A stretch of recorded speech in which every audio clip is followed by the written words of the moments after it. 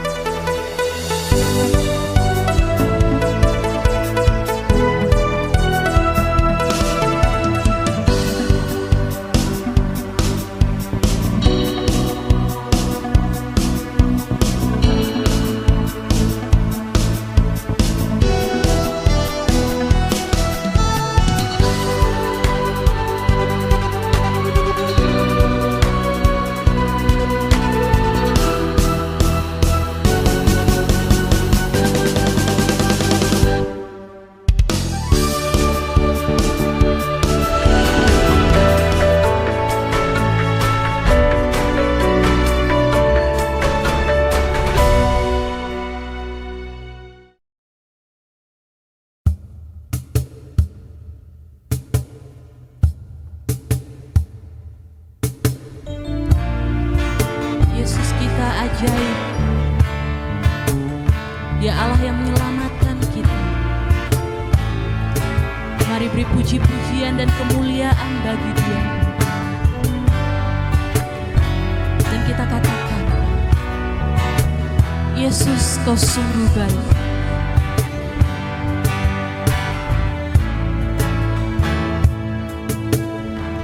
Yesus, Kau sungguh baik.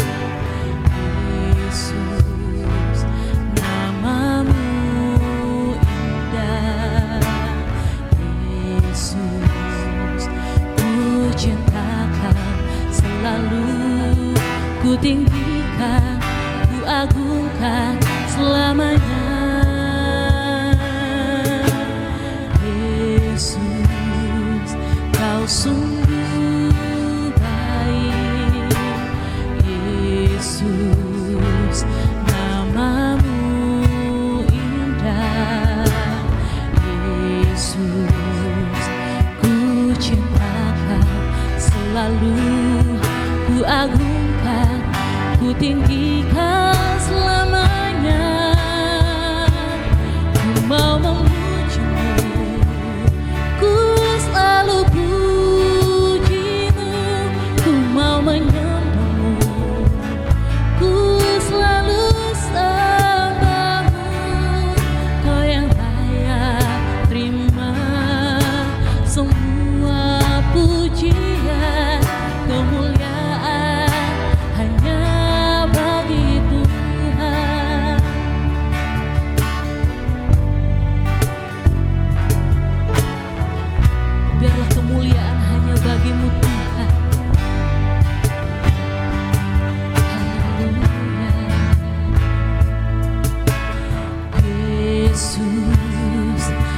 sungguh baik, Yesus, namamu indah, Yesus, ku cinta Kau selalu, ku agungkan, ku tinggikan selamanya.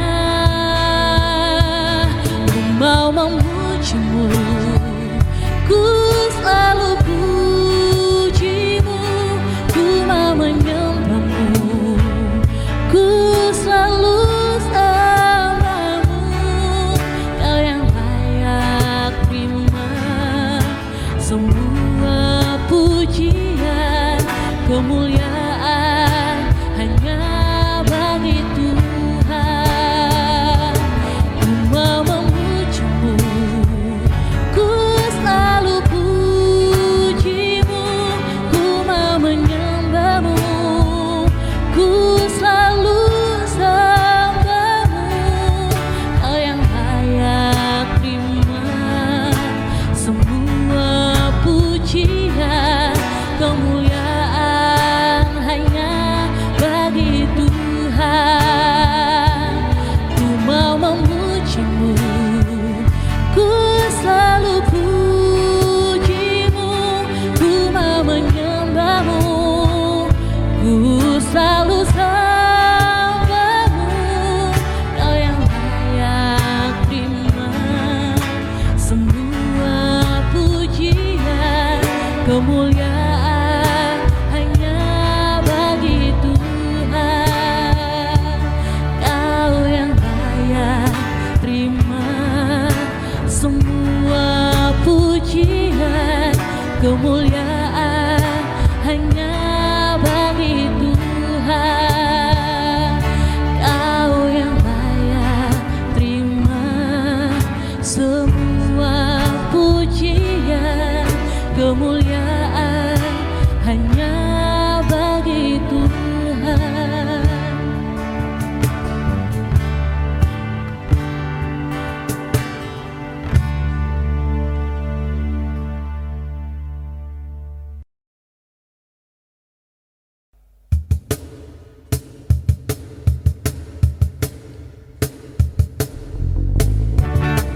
Terpuji-pujilah namamu Tuhan, Kau Allah yang ajaib. Mari bersorak-sorai bagi Dia.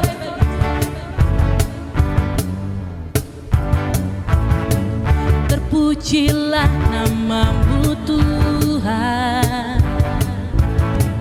kuat dan penuh keagungan. Satu suara kami nyatakan, kebesaran-Mu tetap selamanya. Terpujilah namamu Tuhan, ajaib dan penuh keagungan. Satu suara kami nyatakan, kerajaan-Mu kekal selamanya.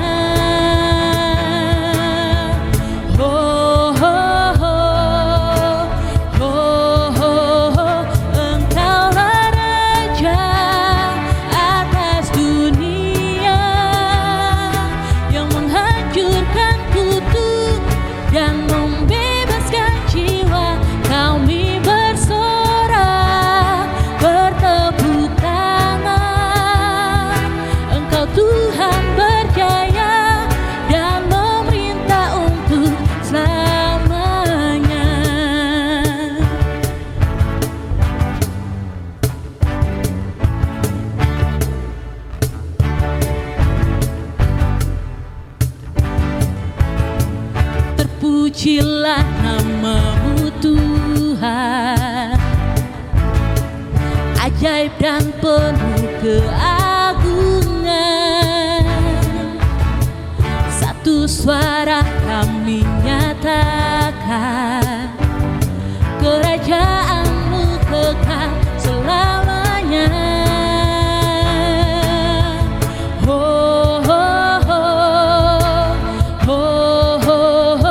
Engkaulah Raja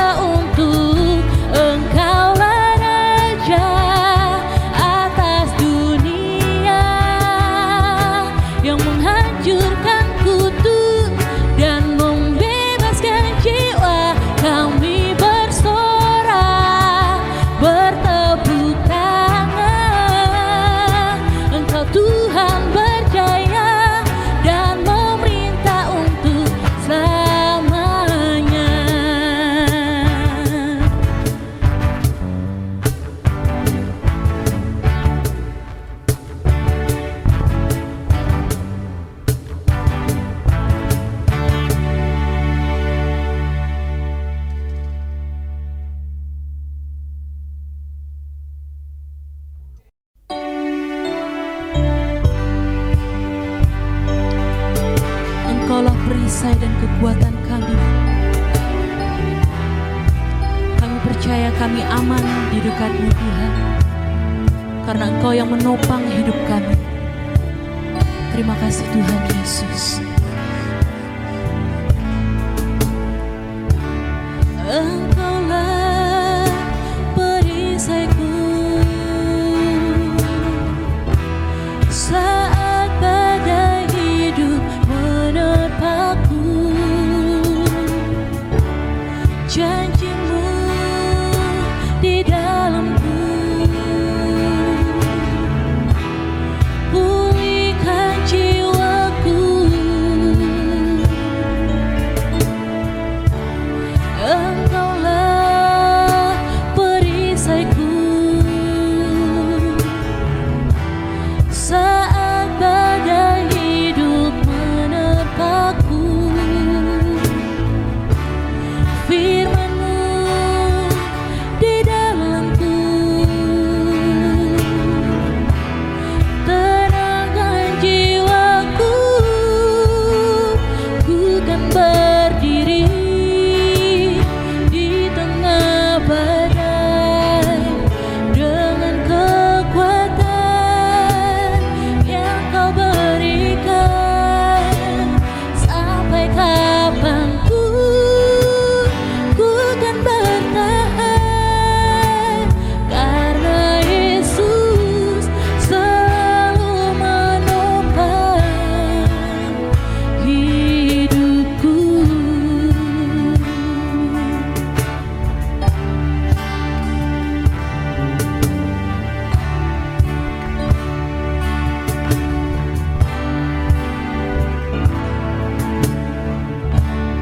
Engkaulah perisaiku saat badai hidup menerpaku. Firman-Mu di dalamku, tenangkan jiwaku. Ku kan berdiri di tengah badai dengan kekuatan yang Kau berikan. Sampai kapanpun ku kan bertahan, karena Yesus selalu menopang. Ku kan bertahan dalam tekanan dengan kekuatan yang Kau berikan. Sampai kapanpun tak tergoyahkan, karena Yesus selalu menopang. Ku kan berdiri di tengah badai dengan kekuatan yang Kau berikan. Sampai kapanpun ku kan bertahan, karena Yesus selalu menopang. Karena Yesus selalu menopang. Karena Yesus selalu menopang hidupku.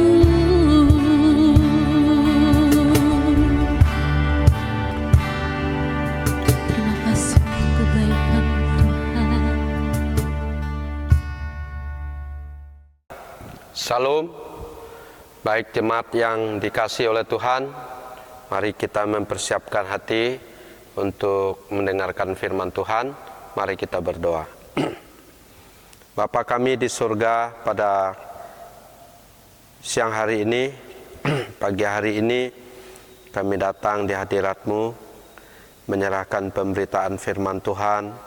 Sebentar kami akan renungkan, biarlah kiranya hadirat-Mu hadir di tengah-tengah pemberitaan firman-Mu.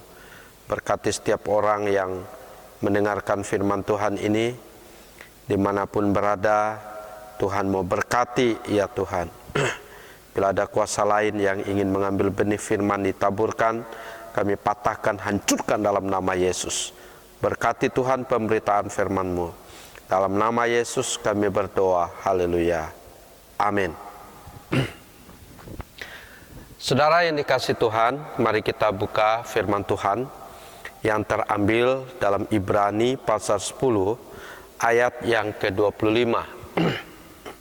Ibrani pasal 10 ayat 25, firman Tuhan berkata, janganlah kita menjauhkan diri dari pertemuan-pertemuan ibadah kita, seperti dibiasakan oleh beberapa orang. Tetapi marilah kita saling menasihati dan semakin giat melakukannya menjelang hari Tuhan yang mendekat.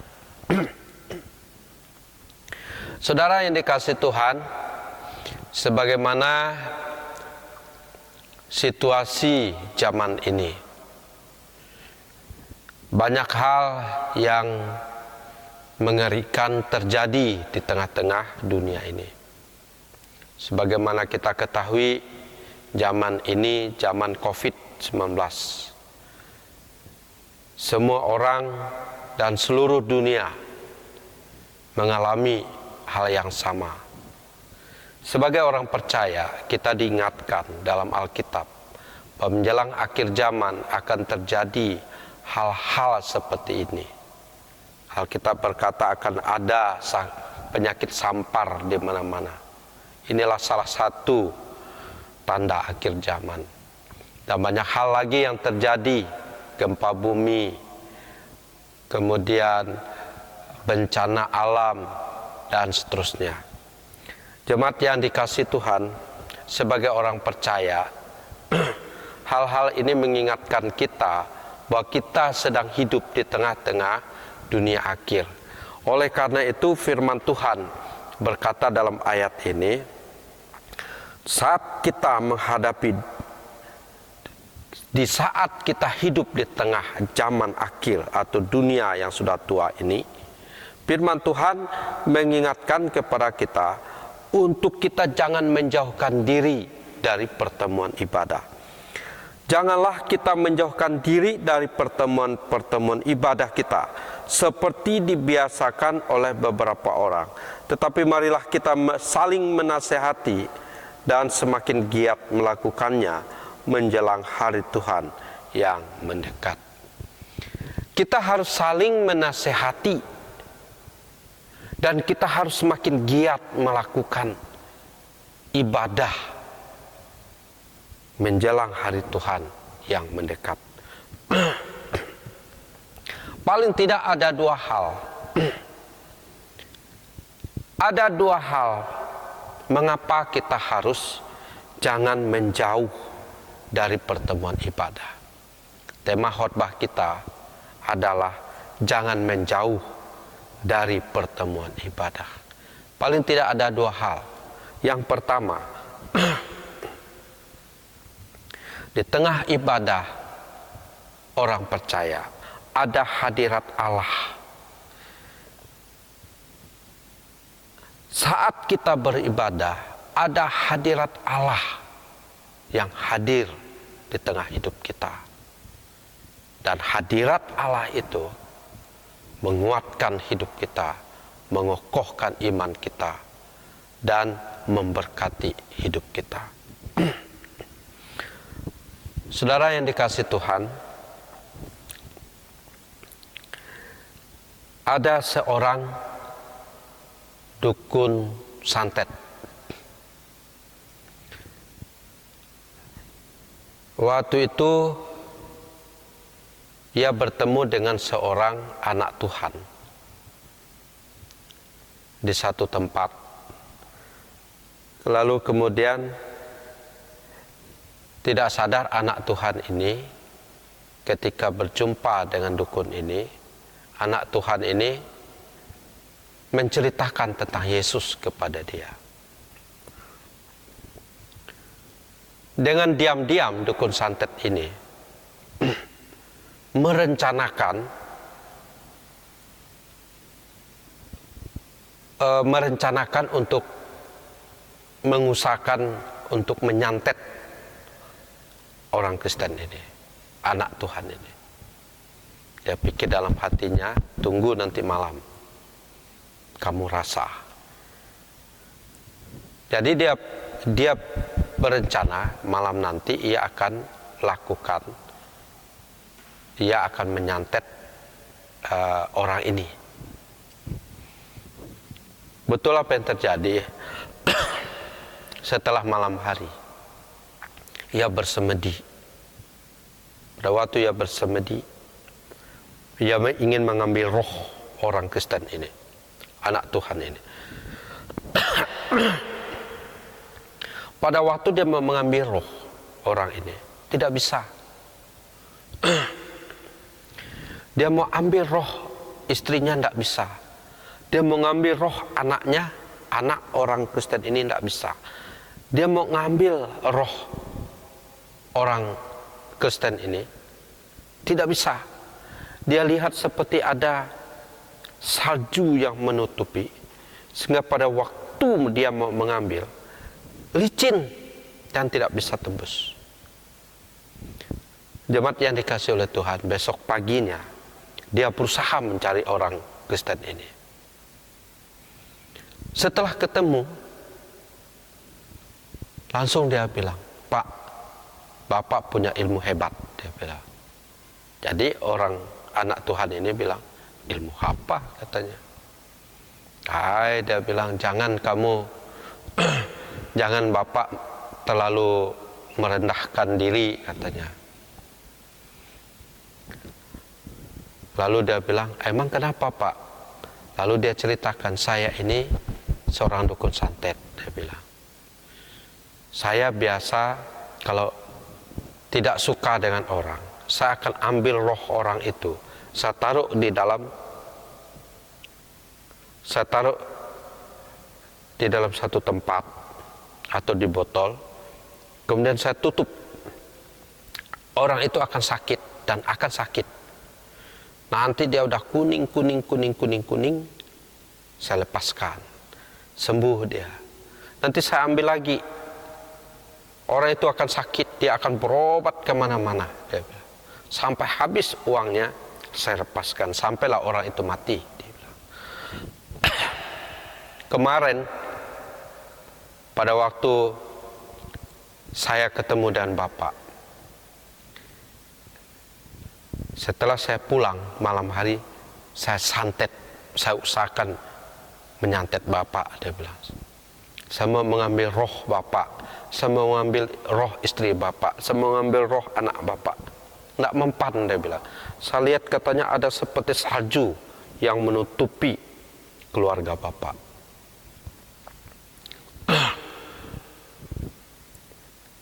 Jemaat yang dikasihi oleh Tuhan, dukun santet ini bilang, "Pak," dia bilang, "saya ingin belajar ilmu Bapak. Bagaimana cara supaya saya bisa seperti Bapak?" Lalu kemudian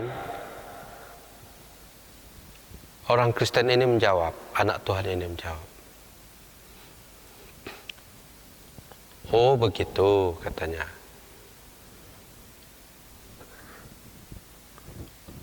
Lalu anak Tuhan ini bilang, "Gini Pak, kalau begitu saya pulang dulu," katanya.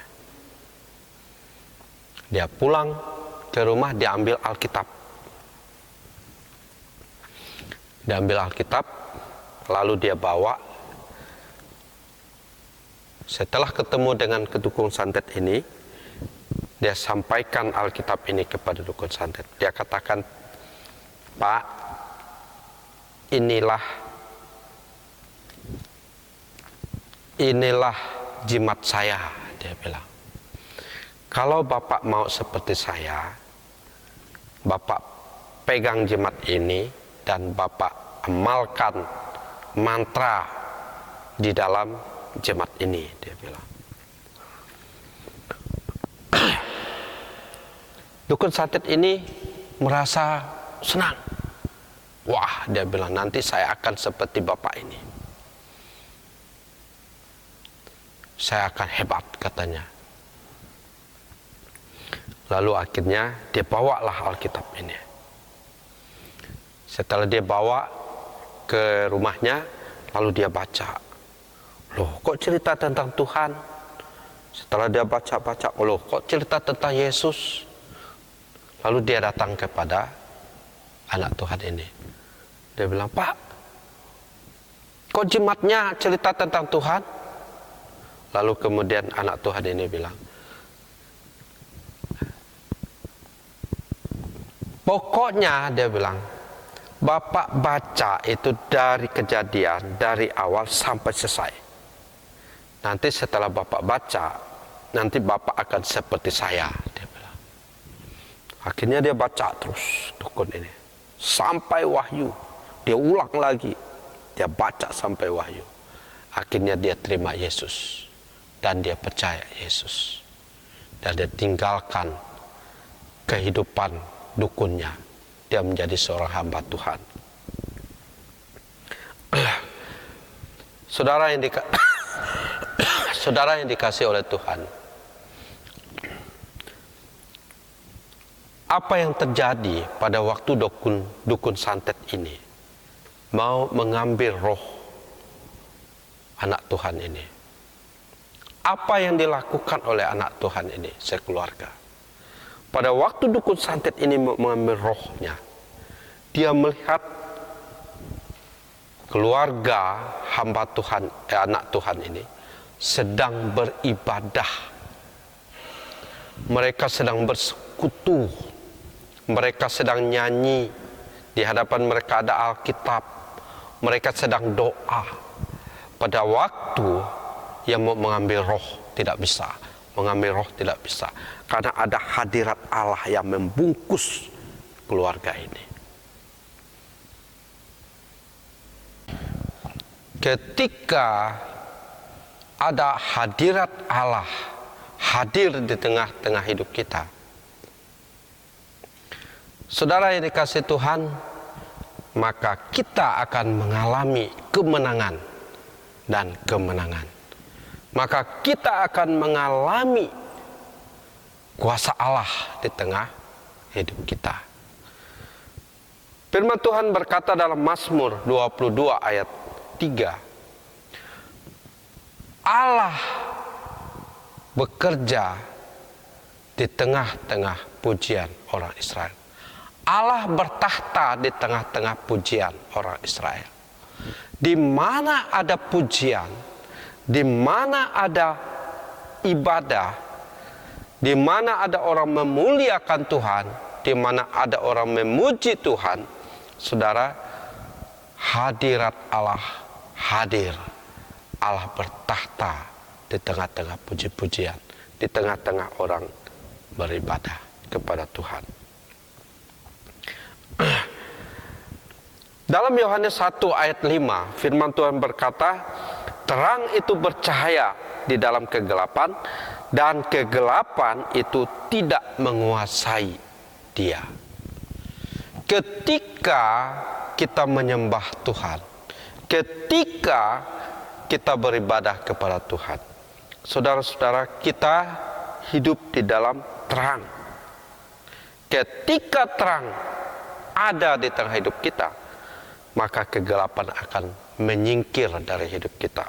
Firman Tuhan berkata, terang itu bercahaya di dalam kegelapan, dan kegelapan itu tidak menguasai kita. Karena itu hal yang pertama, mengapa kita harus jangan menjauh diri dari pertemuan ibadah? Yang pertama adalah karena ada hadirat Allah di tengah-tengah kita beribadah. Hal yang kedua, mengapa kita jangan menjauh dari pertemuan ibadah? Di tengah-tengah kita beribadah, kita sedang mendekatkan diri kita kepada Tuhan. Dan Tuhan dekat kalau kita dekat dengan Dia. Dalam Yohanes Yakobus pasal 4 ayat 8 firman Tuhan berkata, mendekatlah kepada Allah, maka Allah akan mendekat kepadamu. Ada satu kesaksian seorang ibu, dia mempunyai anak 3 dan suaminya seorang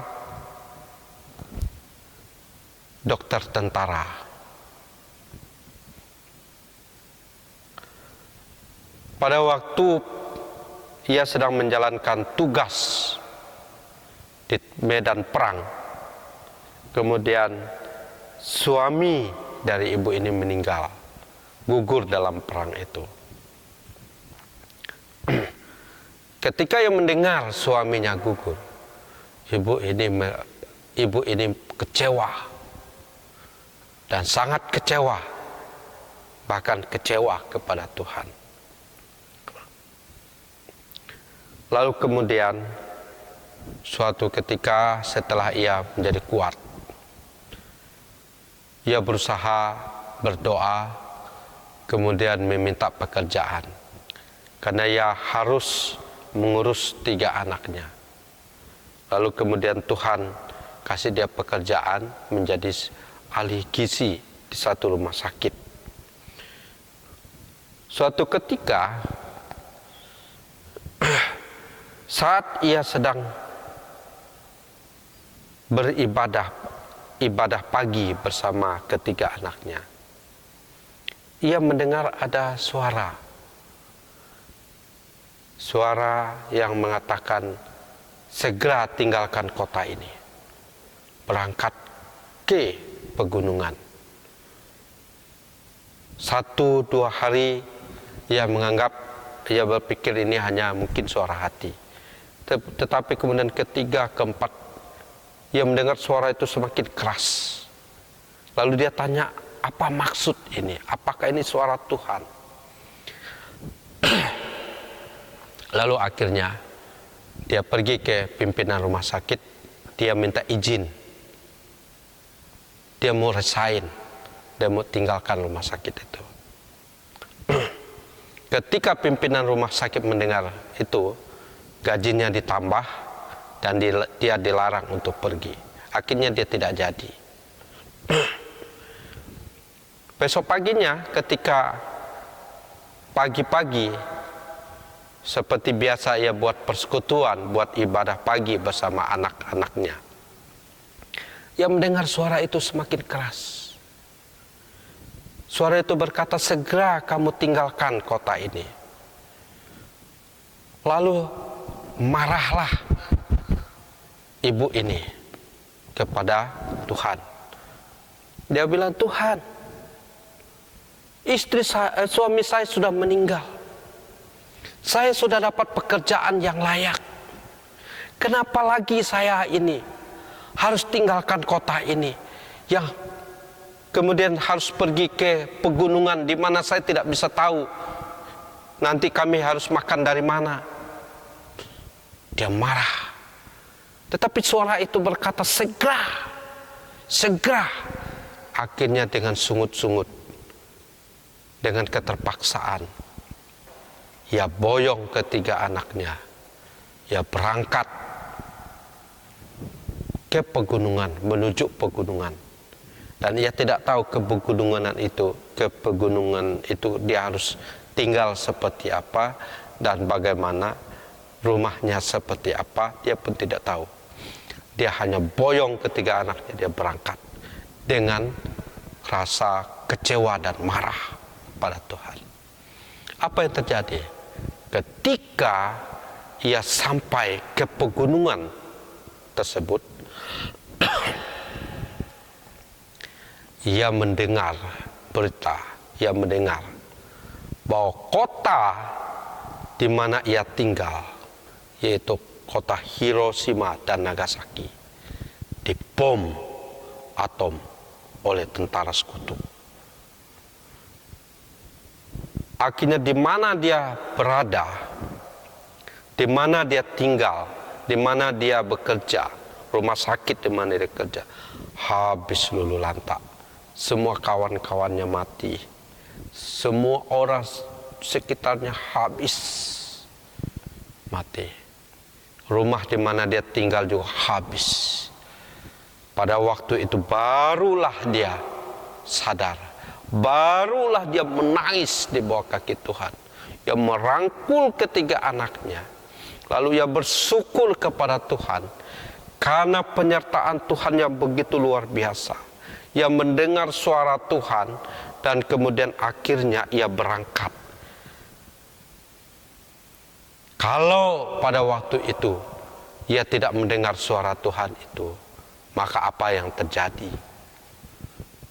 Ia dan anaknya pun akan habis, musnah, dan mati.